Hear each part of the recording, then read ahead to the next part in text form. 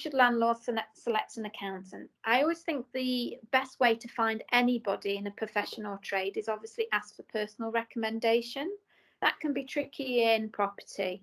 Obviously, there are a lot of smaller accountants have property sectors available to them or specialise in that. But what I do say is, whichever accountant that you speak to, make sure that they're asking you lots and lots of questions, all the types of questions that I've asked earlier about who's in the family, what type of income you've got, what do you want to have in the future.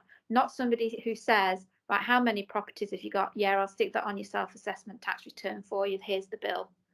That is not giving you advice, and that is not planning for your future. Now, it may be that your affairs are very simple, that you've only ever got one property, and that's very different. But if you want to grow your portfolio, like a lot of my clients are doing, property is a big investment tool.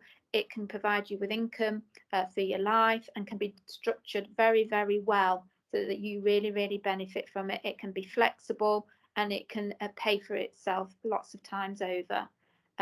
The limited is a slightly more expensive route on accountancy to go through, but if you're getting 100% deduction on all of your interest, that can often pay for extra accountancy fees anyway.